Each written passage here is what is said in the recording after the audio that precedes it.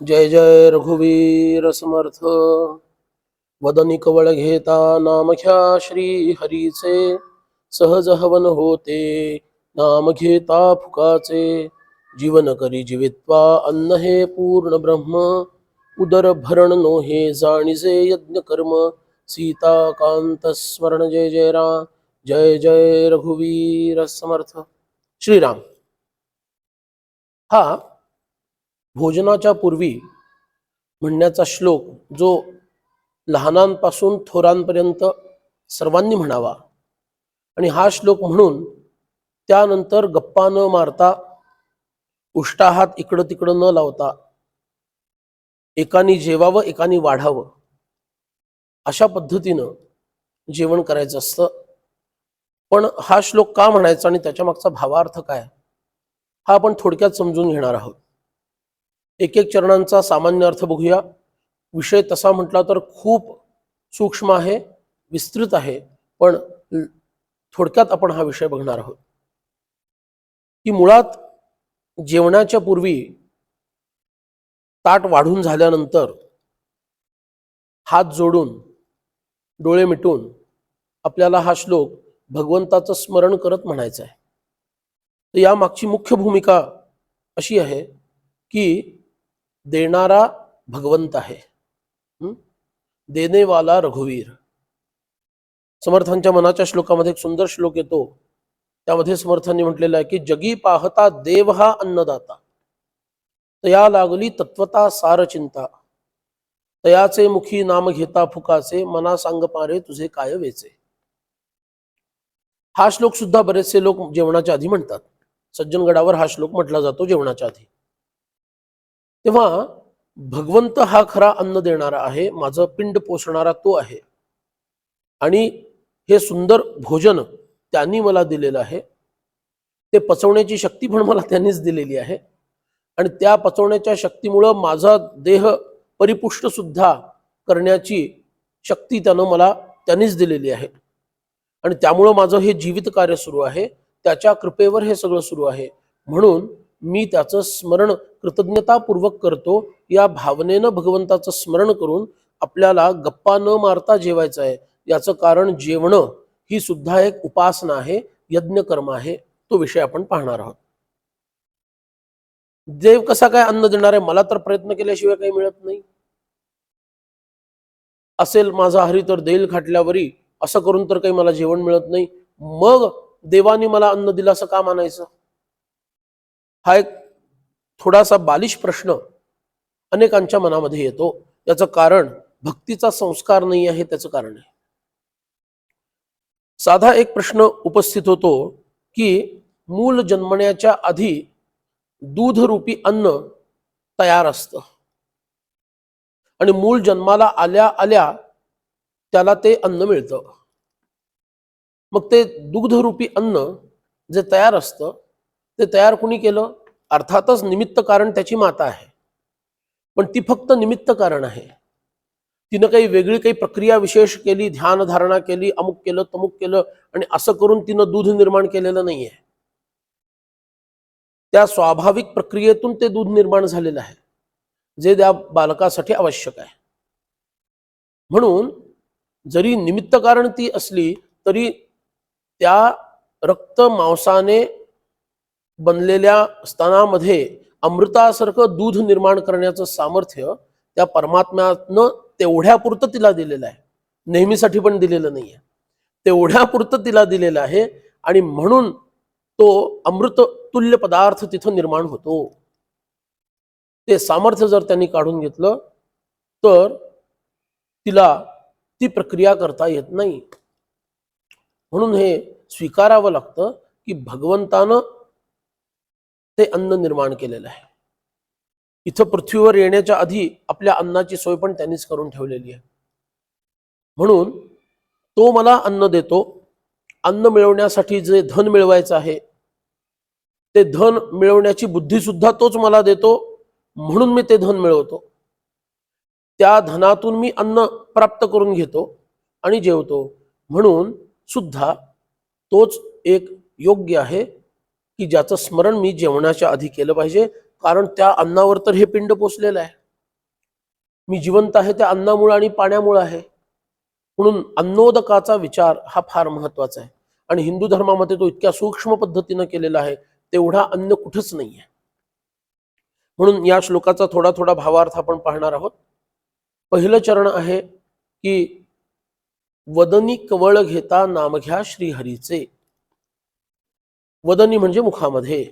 कवल शब्दाचा, कवल हा संस्कृत शब्द आहे, समर्थांनी त्याला कवळ म्हटलेलं आहे, मराठी स्वरूप दिलेलं आहे. कवळ म्हणजे घास. वदनी कवल घेता नाम घ्या श्रीहरीचे, म्हणजे जिभेची दोन काम आहेत. एक वाणीच्या स्वरूपामध्ये आहे आणि एक रसनेच्या स्वरूपामध्ये आहे. तर रसना स्वरूप कार्य सुरू करण्याच्या आधी, म्हणजे लाळ निर्माण करून ते अन्न पचवण्याची प्रक्रिया पहिल्यांदा जिभेवर सुरू होते. पचवण्याची म्हणण्यापेक्षा पचवण्यास योग्य बनवण्याची प्रक्रिया, अन्नात लाळ मिसळणे, ही प्रक्रिया मुखात सुरू होते. म्हणून ते तिचं कार्य सुरू होण्याच्या आधी वाणीच्या रूपामध्ये तिनं परमात्म्याचं नाम घ्यायला पाहिजे. कारण त्याच्यामुळं मला ते अन्न मिळतंय हे स्मरण असायला पाहिजे. म्हणून म्हटलं वदनी कवल घेता नाम घ्या श्रीहरीचे, म्हणजे तो कवल वदनात घेण्याच्या आधी भगवंताचं नाव घ्या, किंवा कवल मुखामध्ये घालता घालता भगवंताचं नाव घ्या. आणि ते नाम घ्या म्हणजे मनातल्या मनातही घेऊ शकता आणि वैखरीनं घेऊ शकता. लोकांमध्ये बसलेले असाल तर भगवंताचं नाव वैखरीनं घ्यावं. एकटेच एकांतात शांतपणे बसलेले असाल तर मनामध्ये पण ते नाव तुम्ही घेऊ शकता, पण ते भगवंताचं नाव घ्यायला हवं. नाम घ्या श्रीहरीचे. श्रीहरी म्हणजे कोण?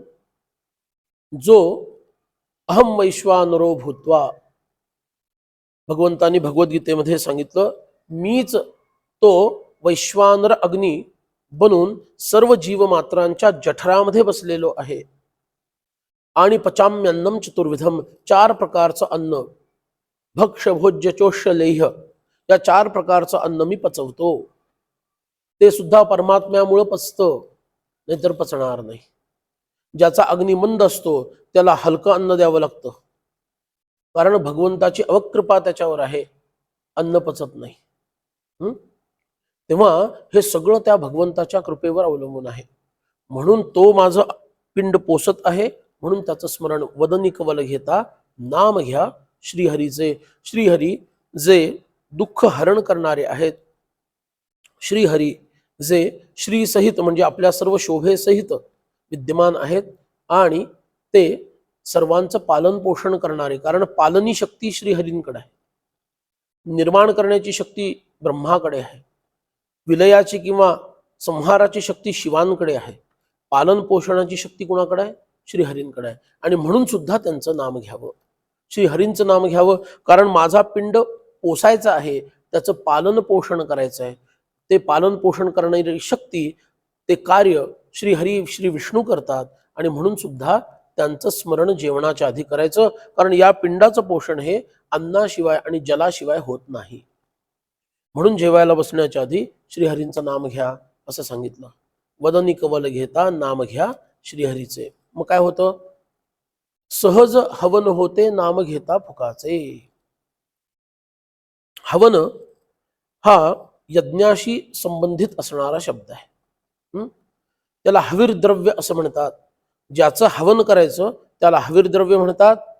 जो हवन करतो तो हवन करता आहे, जो हवन करणार आहे. आणि ते हवीर द्रव्य ज्याच्यात हवन होतं तो हुताशन, म्हणजे आहूत, हवन केलेल्याचा अशन, खाणारा. अशन म्हणजे जेवणारा, खाणारा. हुताशन, हुत आहुती झालेलं, त्याचं अशन, आहुती दिलेल्यालाच अन्न मानणारा, त्याला हुताशन म्हणजे अग्नी असं म्हणतात. तो अग्नी, त्या अग्निकुंडामध्ये आपण आहुती देतो. सहज हवन होते. आहुती देताना समंत्रक आहुती दिली जाते. श्रौत असो, स्मार्त कुठलाही यज्ञ असो, त्या यज्ञामध्ये वेदमंत्र किंवा कधी कधी पौराणिक मंत्र म्हणून सुद्धा यज्ञ केला जातो. मंत्र न म्हणता सहसा यज्ञ होत नाही, क्वचित प्रसंगी होऊ शकतो, पण मंत्र समंत्रक तो यज्ञ केला जातो. जो कुठला असेल, चंडी याग असेल, नाही का, आणि कुठला याग असेल, वैष्णव याग असेल, मंत्र म्हणून केला जातो. मग यज्ञ आहुती देताना जर स्वाहा ते म्हणण्यासाठी आणि एखादा मंत्र म्हणून तो जर आपण स्वाहा म्हणत असू, तर हा सुद्धा तर यज्ञच आहे. का? जठरामध्ये तो अग्नी प्रदीप्त आहे, तो परमात्म्याच्या कृपेनं प्रदीप्त आहे. आणि जठररूपी किंवा उदररूपी कुंडामध्ये, यज्ञकुंड जसं बाहेर आहे तसं या उदररूपी कुंडामध्ये तो परमात्म्याच्या कृपेनं आधीपासूनच तेवत असणारा पेटलेला अग्नी आहे, त्याला मला आहुती द्यायची. आणि ती आहुती काय आहे? अन्नाची आहुती आहे. आणि म्हणून सहज हवन होते, त्याचं हवन केलं जातं. म्हणून खाणे आणि भोजन करणे याच्यात फरक आहे. चरणे आणि खाणे ह्याच्यात आणखी फरक आहे. पण सध्या परिस्थिती अशी आहे की माणसं खातायत की चरतायत की जेवतायत हे सांगणं अवघड झालेलं आहे. तो वेगळाच विषय आहे. म्हणून इथं चरत बसायचं नाहीये, खायचं पण नाहीये. इथं काय आहे? भोजन करायचं आहे, जेवायचं आहे. आणि जेवायला बसताना शुचिरभूत होऊन बसावं. कारण कोणतंही यज्ञकर्म शुचिरभूत होऊन केलं जातं. शुद्ध वस्त्र परिधान, स्वच्छ वस्त्र परिधान करून केलं जातं. दिशांचा विचार करून केलं जातं. शक्यतो पूर्वाभिमुख किंवा उत्तराभिमुख, दक्षिणाभिमुख नको. अशा पद्धतीनं बसून जेवावं. कारण ते यज्ञकर्म आहे हा विचार करून जेवायला बसायचं. ज्यांना मांडी घालून खाली बसता येणं शक्य आहे त्यांनी खाली मांडी घालून बसावं. उगीच ते टेबल खुर्चीवर बसू नये, काही आवश्यकता नाहीये. पण त्याच्या मागचं शास्त्र ते पण आहे. पण मी आधीच सांगितलं की मी फार विस्तारानं सांगणार नाहीये, आवश्यक तेवढी गोष्ट सांगणार आहे. आपण यज्ञासाठी बसत आहोत, आपण उपासनेसाठी बसत आहोत, या भावनेनं जेवायला बसावं. हा केवढा मोठा विचार आमच्या पूर्वजांनी आपल्याला दिलेला आहे. म्हणजे जेवण करणं ही सुद्धा एक उपासना ठरू शकते. इथपर्यंत सूक्ष्म विचार आमच्या पूर्वजांनी केलेला आहे. फक्त आमचं तिकडं लक्ष सध्या नाहीये. ही गडबड झाली आधुनिकतेच्या नावाखाली. धावत धावत ते बूट घालूनच, लोक मोजे घालूनच तसंच बसतात, जेवतात. तेच मोजे घालून ते आधी टॉयलेटमध्ये जाऊन आलेले असतात, बूट घालून तिथे जाऊन आलेले असतात. पाय धुवायचे नाहीत, तात्पुरते ते काहीतरी हात धुवायचे, ड्रायरवरती हात वाळवायचे. ऑफिसमधलं सांगतोय मी. हे सगळं करायचं, पाय तसेच राहतात, हात पाय धुतलेले नसतात. वाईट अवस्था आहे. आणि तसंच मग ते यायचं आणि त्या डायनिंग टेबलवर डब्यातलं तरी, नाहीतर तिथं कॅन्टीनमध्ये येत असलं तरी काहीतरी खायचं. कसलं यज्ञकर्म आणि कसलं काय? शुचिता खूप आवश्यक आहे. किती सूक्ष्म विचार आमच्या पूर्वजांनी केलाय आणि त्याचा अभिमान आम्हाला राहिला नाही म्हणून या प्रकारचं जीवन आम्ही स्वीकारलं आधुनिकतेच्या नावाखाली. लक्षात घ्या, हे तुच्छ जीवन आम्ही स्वीकारलं आधुनिकतेच्या नावाखाली. उन्नत जीवन सोडून तुच्छ जीवनाचा आम्ही स्वीकार केला. म्हणून सुंदर हातपाय स्वच्छ धुतलेले असावेत, भगवंताला नैवेद्य झालेला असावा जे अन्न खाणार आहोत त्याचा. त्यानंतर भूतमात्रांसाठी ते अन्न एक पिंड दिलेला असावा, पशुपक्ष्यांसाठी गोग्रास दिलेला असावा, काकबली दिलेला असावा, इतरांसाठी म्हणून दक्षिण दिशेला एक पिंड ठेवलेला असावा. जर शक्य असेल तर एखादा अतिथी येऊन बसलेला असावा. अशा पद्धतीनं भोजन करावं. मी भगवंताच्या उपासनेसाठी बसत आहे आणि तो भगवान माझ्या आत बसलेला आहे. हे अन्न म्हणजे हा नैवेद्य, जसा मी माझ्या घरातील देवघरासमोर देवघरात असणाऱ्या देवांना जसा मी नैवेद्य दाखवतो, तसा माझ्या आत बसलेला पण तो राम आहे, त्याला पण मला नैवेद्य दाखवायचा आहे. आणि त्याला नैवेद्य दाखवायची वेळ झाली म्हणून त्यांनी भूक निर्माण केली माझ्या देहामध्ये, नंतर त्यांनी भूक निर्माण नसती केली. म्हणजे त्याला मला द्यायचं आहे, माझ्यासाठी नाही, असा विचार करून बसावं. किती उन्नत विचार आपला होईल विचार करा. आणि मग सहज हवन होते नाम घेता फुकाचे. अरे हे नाम घेण्यासाठी काही कुठं पैसे द्यावे लागत नाहीत, कुठल्या बँकेतून पैसे काढावे लागत नाहीत, कुणाला ऑनलाईन पेमेंट करावं लागत नाही की त्याच्या बदल्यात मला नाम मिळेल. श्रीहरीची 1000 नाव आहेत, विष्णू सहस्रनाम सगळ्यांना माहिती आहे. आपल्याला जे प्रिय नाव आहे ते घ्यावं. गोविंद दामोदर माधवेती भजो भाई राम गोविंद हरे. कोणतंही त्या परमात्म्याचं प्रिय नाव तुम्ही घ्या. श्रीराम जय राम जय जय राम, दत्त दत्त दत्त दत्त, सगळीच परमात्म्याची नाव आहेत. कोणतंही नाव तुमचे आराध्य जे आहेत, गणेशाचं घ्या, शिवाचं घ्या, पण पालनी शक्ती श्री हरींची आहे म्हणून त्यांचं नाव जास्त महत्वाचं आहे, ते घ्या. ते नाव घ्या म्हणजेच तुम्ही हे कवलरूपी अन्नरूपी आहुती आपल्या मुखाच्या माध्यमातून या जठरामध्ये बसलेल्या अग्निस्वरूप असणाऱ्या विष्णूंना अर्पण करत आहात. त्यावेळेला भगवन नामाचा मंत्र तुम्ही म्हणून ते आहुत करत आहात.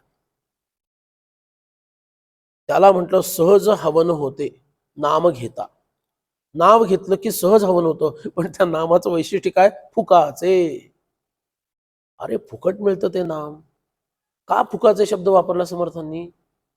कारण यज्ञ करणं याला आर्थिक पाठबळ असावं लागतं. ज्याला द्रव्य यज्ञाचे अनेक प्रकार आहेत, पण द्रव्य यज्ञ जो सगळ्यात जास्त प्रसिद्ध आहे, द्रव्य यज्ञ म्हणजे आपण घृत आहुती देतो, तुपाची आहुती देतो, किंवा गणेश याग असेल तर अन्य काही आहुती दिल्या जातात. तर तो जो आहे ते छोटं काम नाही आहे. त्याला आर्थिक पाठबळ असावं लागतं, पैसा खर्च करावा लागतो, काही हजारात किंवा लाखात सुद्धा पैसा खर्च करावा लागतो, मग तो यज्ञ किंवा याग संपन्न होतो.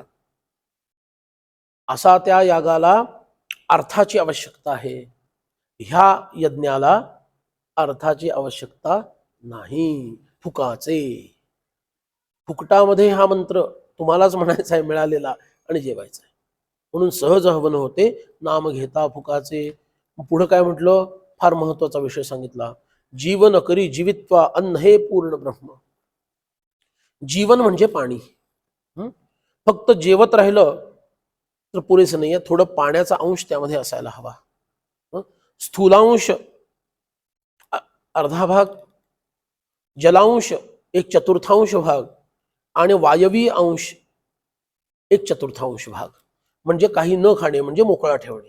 मोकळा ठेवला म्हणजे तो मोकळा राहत नाही, तो वायूनं भरलेला असतो. आपलं जठर कडकडीत भूक लागलेली असताना अर्ध अन्नानं भरावं, अर्ध आमटी ताक याच्यात पण पाणी आहेच. जीवनाचेच ते अंश आहेत. आमटी काय किंवा ताक काय पाण्यानंच बनतं. पण पाणी पिऊन अन्नाची शक्ती कमी करू नये, त्या पाचक शक्ती कमी करू नये. काही लोक खूप पाणी पितात जेवताना, काही लोक जेवल्यानंतर घटाघटा पाणी पितात आणि सगळं आपलं पचनाचं वाटोळं करून टाकतात. म्हणून पाचक शक्ती टिकवून ठेवायची असेल तर आचमनापुरतं आणि नंतर अपोषणासाठी तेवढं पाणी घ्यावं ओंजळभर. त्याहून अधिक फार ठसका लागला किंवा काही झालं तर थोडंसं पाणी घ्यावं, मध्ये थोडंसं एखाद दुसरा घोट. अन्यथा ताक आमटी अन्य कुठला द्रव पदार्थ असेल ताटामध्ये त्या माध्यमातून ते अन्न म्हणजे जल प्राशन व्हावं. म्हणून अर्धा भाग स्थूल अन्नाचा पोळी भाजी भात यापासून वडा यापासून झालेला, एक चतुर्थांश भाग जलयुक्त ताक वगैरे वगैरे ह्यांचा आमटी ताक वगैरे, आणि एक चतुर्थांश भाग शिल्लक ठेवा. अशा प्रकारे एवढ्या आहुती त्यामध्ये द्याव्यात. जीवन करी जीवित्वा अन्न हे पूर्ण ब्रह्म. अन्न आणि जीवन जल या दोन तत्वांच्या योगानंच जीवन पुढे चालतं, अन्यथा चालत नाही.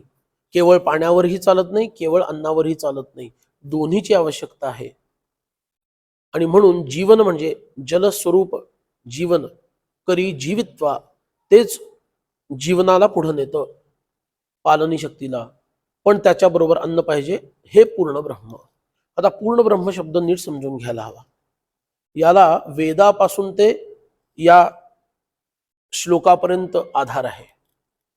पूर्ण ब्रह्म हे किंवा परब्रह्माचं स्वरूप म्हटलेलं आहे की जे अनादि अनंत आहे, जे निर्विकल्प आहे, जे शब्दातीत आहे, इत्यादी इत्यादी. म्हणजे परमात्म्याचं मूळ स्वरूप ज्याला म्हटलं तेच परब्रह्म आहे. तर त्या स्थानावरती या अन्न आणि जलाला नेऊन ठेवलेलं आहे. उदर काय सांगितलं की जीवन करी जीवित्वा अन्न हे पूर्ण ब्रह्म. या दोघांच्या सहकार्यानंच पूर्ण ब्रह्मापर्यंत तुम्ही जाणार आहात. त्यालाच पूर्ण ब्रह्माच्या स्वरूपामध्ये माना सुरुवातीला. अंतिम सत्य ते जरी नसलं तरी सध्या आपण या देहबोधावर आहोत. जोपर्यंत आपण देहबोधावर आहोत तोपर्यंत अन्नाबद्दल भगवत भावना असावी, जलाबद्दल भगवत भावना असावी. आणि याला प्रमाण सुद्धा वेदातलं सांगतो, स्मृतीतलं सांगतो आणि श्लोकातलं सांगतो. वेदामध्ये पूर्वापार परंपरा जी आहे, भोजनाच्या वेळेला जेवण सुरू करायच्या आधी त्रिसुपर्ण म्हटलं जातं. तर त्रिसुपर्णामध्ये ब्रह्मवाचक काही ऋचा आहेत. ब्रह्ममेव एतु माम, मधुमेव मेतु माम, ब्रह्ममेव मधुमेतु माम, अशा काही ऋचा आहेत. एतु म्हणजे माझ्याकडे येवो, ते परब्रह्म भोजनाच्या वेळेला म्हणायचं आहे. ते परब्रह्म माझ्याकडे येवो म्हणजे काय, अन्न माझ्याकडे येवो. त्या अन्नालाच ब्रह्मस्वरूप मानलेलं आहे. मधुमेतु माम, त्या अन्नाच्या ग्रहण करण्यामुळे जो आनंद मला प्राप्त होणार आहे तो सुद्धा माझ्या जवळ येवो म्हणजे मला प्राप्त होवो. आणि पुढे तर म्हटलंय नाही नाही, अन्नमेव मधुमेतु माम, अन्नच आनंद स्वरूप आहे, ते मला प्राप्त होवो. आनंदम ब्रह्मेति वेजानात असे एक श्रुती वचन आहे. आनंद स्वरूपच ब्रह्म आहे. या दोन्ही अर्थानं भोजनाच्या आधी ब्रह्मवाचक ऋचा म्हणून आपल्याला जेवण करायचं आहे. हे ब्रह्मवाचकत्व अन्नाच्या संदर्भात आहे. याला आणखी एक प्रमाण मी तैत्तिरीय उपनिषदातलं देतो की ज्याच्यामध्ये भृगूंनी जेव्हा ध्यानधारणा केली आणि पिता वरुणांशी ते संवाद करतात आणि ब्रह्माचं स्वरूप काय आहे जाणून घेतात, सुरुवातीला त्यांना अनुभव आला, अन्नम ब्रह्मेति वेजानात, अन्न हेच ब्रह्म आहे असं मी जाणलेलं आहे. मग पुढे एक एक एक एक एक एक अधिक सूक्ष्मतेकडे ते जातात. पण अन्नच ब्रह्म आहे. म्हणून प्राथमिक अवस्थेमध्ये जेव्हा हे अन्नमय कोश याला जे म्हणतो, या स्थूल देहाला, ती देहबुद्धी जागृत आहे माझी, तोपर्यंत अन्नाकडं मी फक्त भोग्य वस्तू म्हणून पाहून चालणार नाही, त्याला भगवदीय रूपामध्ये पाहायला हवं. म्हणजे एका अर्थानं नैवेद्याचंच अन्न प्रसाद म्हणून ग्रहण करण्याची बुद्धी व्हावी, सटरपटर इकडचं खाण्याची इच्छा न व्हावी. हे लक्षात घ्या. गीतेमध्ये पण नानाविध प्रकारचे यज्ञ सांगितले. त्या यज्ञामध्ये एक ब्रह्मयज्ञ सांगितला. ब्रह्मार्पणम ब्रह्मावीर ब्रह्मणाहुतम ब्रह्मैव तेन गंतव्यम ब्रह्मकर्म समाधिना. म्हणजे काय, ब्रह्मार्पण, जे अर्पण करणारं पात्र आहे ते पण ब्रह्म आहे. ब्रह्म हवीही, त्या अर्पण करण्याच्या पात्रामध्ये ठेवलेला पदार्थ म्हणजे इथं तूप धरा, हवी, तो सुद्धा काय आहे, ब्रह्मच आहे. ब्रह्मार्पणम ब्रह्म हवी ब्रह्मणाहुतम, अरे ज्यानं ते केलेलं आहे कर्म, ते करणारा सुद्धा ब्रह्मच आहे. ब्रह्मैव तेन गंतव्यम, आणि त्याला जायचं सुद्धा ब्रह्माकडेच आहे. ब्रह्मकर्म समाधीना, आणि समाधीरूपी केलेलं कर्म हे सुद्धा ब्रह्मच आहे. म्हणून हा ब्रह्मयज्ञ सांगणारा हा श्लोक, अनेक लोक ज्यांना हा पाठ आहे ते हा श्लोक भोजनाच्या आधी म्हणतात. याचं कारण का, अन्न हे पूर्ण ब्रह्म. जोपर्यंत माझी देहबुद्धी स्थिर आहे तोपर्यंत मला अन्नस्वरूप ब्रह्माचंच उपासन करायचं आहे. आणि जल आणि अन्न, अन्नोदक, या दोघांनाही ईश्वर स्वरूप और ब्रह्मस्वरूप म्हणावं. आणि म्हणून समर्थांनी इथं म्हटलं की जीवन करी जीवित्वा अन्न हे पूर्ण ब्रह्म. अन्नोदक हे दोघंही काय आहेत, पूर्ण ब्रह्माच्या स्वरूप आहेत. आणि स उदर भरणनो हे जाणीजे यज्ञ कर्म, हे पोट भरण्याचं काम नाही, याला यज्ञ माना. पोट कोण भरतं, कुत्रा, मांजर, डुक्कर, हत्ती, बैल, हा पशु पोट भरतात. हो, माणसानं पण पोट भरायचंच काम करायचं. प्रवासात किती इतक्या बॅग असतात, कपड्याच्या बॅग वेगळ्या आणि प्रवासामध्ये खायला नेण्याच्या बॅग वेगळ्या, आणि प्रवास खचून 2.5 तास. पुणे ते सज्जनगड, बापरे, इतकं मोठं अंतर, 2.5 तासाचा प्रवास, आणि एक बॅग 2-4 बॅग कपड्याच्या, राहायचं एकच रात्र तिथे आहे, 2-4 बॅग कपड्याच्या, 2-4 बॅग खायच्या. म्हणावं असं वाटतं, कुठं नेऊन ठेवला माझा महाराष्ट्र. कुठल्या स्थितीला आपण चाललो आहोत. उदर भरण नोहे, पोट भरण्याचंच काम नाहीये, जेवण हे पोट भरणं नाही. जाणीजे यज्ञ कर्म, हे यज्ञ आहे, याला यज्ञकर्म म्हणा आणि यज्ञाप्रमाणे वागा. फार खेदानं सांगावं असं वाटतं, जिला लक्ष्मी म्हणून घरी आणलं, तीच लक्ष्मी आज दुसऱ्याकडे जाऊन नोकरी करून पैसे मिळवण्याचा उद्योग करते. जिला अन्नपूर्णा म्हणून घरी आणलं, तीच अन्नपूर्णा मिळवलेल्या पैशाचा उपयोग मुलांनाच, गुरांनाही जे अन्न खायला द्यायला नको ते पॅक्ड फूड, जंक फूड स्वतः आणि मुलांना आणि नवऱ्याला खाऊ घालतीये. मला फक्त महिलांवर कटाक्ष करायचा नाहीये, संपूर्ण या संस्कृतीवरच ज्या अवस्थेमध्ये आपण अधपतित झालो आहोत, आधुनिकतेच्या नावाखाली आणि शहरीकरणाच्या नाव, काय गोडगोड नावं द्यायची ती द्या. उदर भरण नोहे, जाणीजे यज्ञ कर्म. यज्ञ कर्म आहे अशी भावना ठेवली तर, अरे पूर्वी आठवतं आम्हाला, स्नान केल्याशिवाय स्वयंपाकघरात परवानगी नव्हती जायची. का? तिथं 2 देवता प्रधान आहेत. बाकीच्याही देवता आहेत, देवघरच जर तिथं स्वयंपाकघराला लागून असेल किंवा स्वयंपाकघरात असेल तर सगळेच देव आहेत, पण तिथल्या 2 देवता प्रधान आहेत. एक भगवती अन्नपूर्णा माता आणि दुसरे भगवान अग्निनारायण. तुम्ही पारोशानं स्वयंपाकघरात प्रवेश केला की हे दोघं निघून गेले, मग फक्त आग शिल्लक राहिली आणि त्या देवीची मूर्ती शिल्लक राहिली, तत्व निघून गेलं. म्हणजे तुम्ही उदरभरणासाठी तिथं गेला, यज्ञकर्म तुमच्याकडून घडलं नाही, म्हणजेच तुमच्यातील मनुष्यत्व नष्ट झालं आणि 2 पायावर शिंग आणि शेपूट नसणारे पशु म्हणून तुम्ही वावरलात. क्षमा करा, पण हेच सत्य आहे.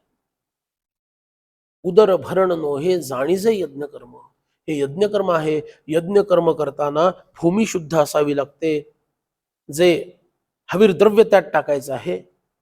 आता अग्नी सगळंच भक्षण करतो.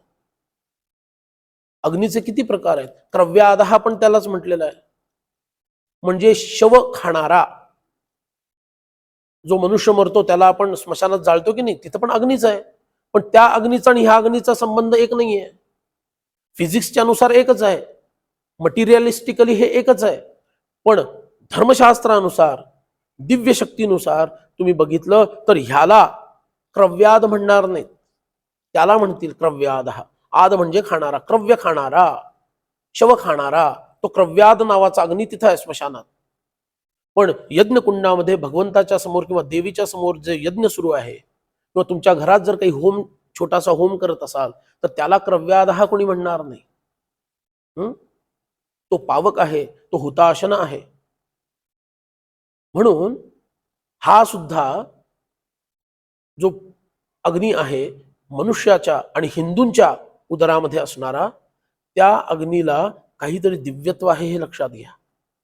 आणि त्याच्यासाठी हा यज्ञ जर पूर्ण करायचा असेल तर त्याच्यामध्ये टाकली जाणारी सामग्री सुद्धा पवित्र असायला हवी. ती सामग्री बनवणं म्हणजे अन्न शिजवणं, ही प्रक्रिया सुद्धा पवित्र भावनेनं नामस्मरण करत करत, मंत्र म्हणत म्हणत, जप करत करत, स्तोत्र म्हणत म्हणत, चिंतन करत, जी तुम्हाला उपासनेची प्रक्रिया येते आणि मान्य आहे त्या पद्धतीनं, कोणी जप करत म्हणेल, कोणी चिंतन करत म्हणेल, कोणी कसं तर कोणी कसं, पण ह्या पद्धतीनं ते अन्न शिजवलं जावं. शुचिरभूत होऊन, स्वच्छ कपडे नेसून, स्नान झाल्यानंतर स्वयंपाकघरात प्रवेश करून ते अन्न शिजवलं जावं. बरं, ते जे अन्न म्हणजे त्यातलं जे धान्य वगैरे आणलेलं आहे ते शुद्ध द्रव्यातून म्हणजे पैशातून असावं. चोरीचा पैसा, दुसऱ्याला लुबाडलेला पैसा, एखाद्याच्या पोटावर पाय आणून आणलेला घरातला पैसा, त्याच्यातून विकत आणलेलं आणि मग शिजवून बनवलेलं अन्न सुद्धा चालणार नाही. बघा किती सूक्ष्म विषय आहे. अशा पद्धतीनं ते नामस्मरणयुक्त असणारं शिजवलेलं अन्न त्यालाच हविही असं म्हणतात.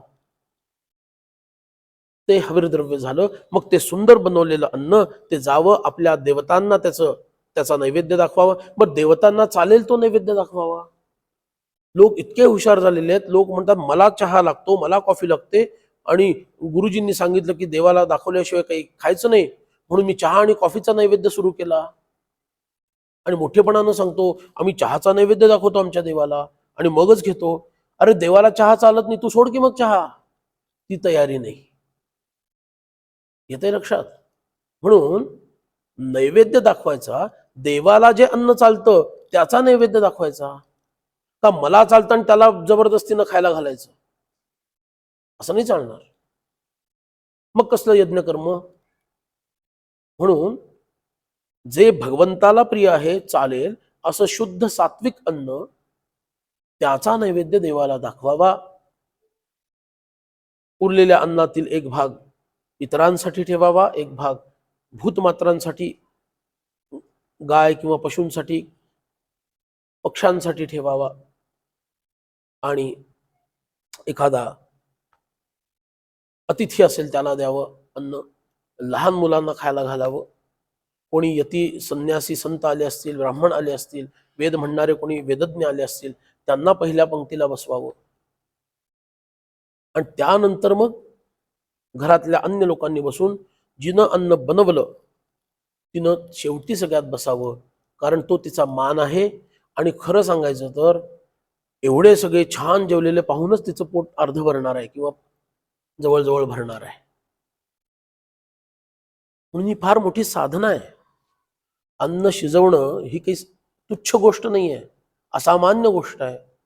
पण आम्हाला शिकवलं वेगळं गेलं, आधुनिकतेच्या नावाखाली, शिक्षणाच्या नावाखाली, आणि इतकं पवित्र कार्य आमच्या स्त्रियांच्या हातातून काढून घेतलं गेलं आणि त्यांना पुन्हा पैसे मिळवायला बाहेर पाठवलं गेलं. म्हणून आपली संस्कृती नीट समजून घ्यायला हवी. आणि असं उत्तम प्रकारे बनवलेलं हे अन्न जेव्हा तो घेणारा सुद्धा, अन्न वाढताना सुद्धा खायच्या पदार्थातून म्हणजे चमचा वगैरे यांनी वाढायचं नाही. ज्यानं वाढायचं त्यांनी खायचं नाही, आणि ज्यानं खायचं त्यांनी वाढायचं नाही. खाता खाता नाही मी डाव्या हातानं घेतलं, मी कुठं उष्ट केलं? जेवण चालू झालेलं असताना अन्य ज्या कुठल्या पदार्थाला तुमचा हात लागेल, खाता हात लागला तर संपलाच विषय. पण डाव्या हातानं सुद्धा ज्याला तुम्ही स्पर्श केला ते अन्न उष्ट झालं जेवत असताना. मग त्याला यज्ञकर्म म्हणतात. आणि वाढणारा वेगळा हवा आणि जेवणारा वेगळा हवा. आता जेवतोय तोच वाढून घेतोय, सगळं अन्न उष्ट करून टाकलं. व उष्ट्या अन्नानं हात लावला, शिजवलेल्या वाढायच्याच भांड्यामध्ये उष्टा हात घातला, झाल्यानंतर ते उष्ट. म्हणून हे नियम पाळता आले पाहिजेत. तुम्ही म्हणाल आमच्याकडे सध्या एवढे लोकच नाही आहेत, घरात 3 पावणे 3 लोक असतात, मग कोण वाढणार आणि कोण? मग एक वाढ करून बसावं. हे नियम पाळले पाहिजेत. चुका आम्ही करतोय आपल्या संस्कृतीचा त्याग करून, मग त्याचे परिणाम सुद्धा तसे भोगावे लागतील. म्हणून हा यज्ञकर्म आहे, पवित्र कर्म आहे अशी भावना ठेवून त्याचाही प्रकार आहे. आधी जलरूपी आसन द्यावं अन्नाला, जसं देवांना आपण आसन देतो ते जलरूपी आसन म्हणून त्याला पहिलं आपोषण घ्यायचं असतं. त्याचा मंत्र येतो, वेदमंत्र असल्यामुळे मी सांगणार नाही. ते आपोषण घ्यावं आणि म्हणावं देवा, अन्नरूपी देवा. आता त्याला पूर्ण ब्रह्म म्हणतोय आपण. तुम्ही माझ्या उदरामध्ये निवास कराल, मी जलरूपी आसन तुमच्यासाठी मांडत आहे, शांतपणे स्वस्थपणे त्याच्यावर आपण विराजमान व्हावं. ही भावना ठेवून आपोषण घेऊन ते जल प्यावं. जेवण झालं, तुम्हाला जेवढं हवंय तेवढं झालं. ते झाल्यानंतर आपण उघडं देवाला ठेवत नाही, त्याच्यावरून एक वस्त्र ओढतो. तसं जलरूपी वस्त्र त्याच्यावर ओढावं आणि त्याला अस्तरण द्यावं आणि झाकून ठेवावं. ही 2 आपोषण आहेत. अशा पद्धतीनं छान जेवावं. हात आचवावेत. हात आचवून झाल्यानंतर 16 चुळा भराव्यात. आणि ह्या 16 चुळा भरून झाल्यानंतरच तुमचं हे भोजनाचं पवित्र यज्ञकर्म पूर्ण झालं असं म्हणता येईल. अशा पद्धतीनं जर आम्ही फक्त श्लोक म्हणून पुरेसं नाहीये मित्रांनो. काय श्लोक म्हणाल तुम्ही वदनी आणि परत चपला बूट घालून अपवित्र राहून जेवत बसा. बाकीचे काय म्हणतात, बुवा एवढा आहे ना, आम्हाला हे काही होत नाही, आम्ही मंत्रच म्हणत नाही आणि असंच जेवत राहतो, हेही चालणार नाही. मला बदल करायचा आहे. मला जास्तीत जास्त माझ्या भारतीय आणि हिंदू संस्कृतीनुसार जगण्याचा प्रयत्न करायचा आहे. मीच माझ्या चुकांमुळं त्याच्यापासून फार दूर गेलो आहे. आता हळूहळू का होईना जितकं शक्य आहे तितकं मला जवळ जायचं आहे. या उदात्त भावनेनं आपल्याला हे करावं लागेल. कुठलंही शास्त्र तुम्हाला मुद्दाम त्रास देण्यासाठी जाच करत नाही. तुमच्यामध्ये सुधारणा व्हावी आणि खरंच तुमचं जे पोटेन्शियल आहे, सामर्थ्य आहे, की मनुष्याचा देव बनणे, ते मनुष्याचा देव बनवणारी आपली संस्कृती. आणि मी देव माझ्यावरून बोलतोय, लक्षात घ्या. तर मनुष्याचा देव बनवणारी आमची संस्कृती आहे आणि पशूंचा मनुष्य बनवणारी इतरांची संस्कृती आहे. तरीही ते मनुष्य बनलेत की नाही हा त्यांनाच विचारायचा प्रश्न आहे. पण भारतीय संस्कृती मनुष्याचा देव बनवणारी संस्कृती आहे आणि त्यामुळे त्याच्यामध्ये इतके नियम आहेत विधिनिषेधात्मक. त्याचा कंटाळ करायचा नाही, कटकट मानायची नाही. सुरुवातीला त्रास होईल, एकदा ते अंगवळणी पडलं की इतकं छान वाटेल की त्याच्याशिवाय काही वागणं म्हणजे अनुचित वाटेल. म्हणून अशा पद्धतीनं हा श्लोक लहान मुलांना शिकवा. मोठ्यांनी स्वतः त्यांच्यासमोर म्हणा, त्यांना म्हणायला शिकवा. आणि तुम्हीच जर न गप्पा मारता, टीव्ही न बघता, टाइमपास न करता, छान ताटात आलेलं कवल वदनी घेता, घास चमच्यानं नाही, हातात घास घेऊन जेव्हा जेवाल, ते पाहून तुमची मुलं सुद्धा तसंच करतील. या पद्धतीनं आपल्याला या श्लोकाचा अर्थ पाहता येईल. जय जय रघुवीर समर्थ.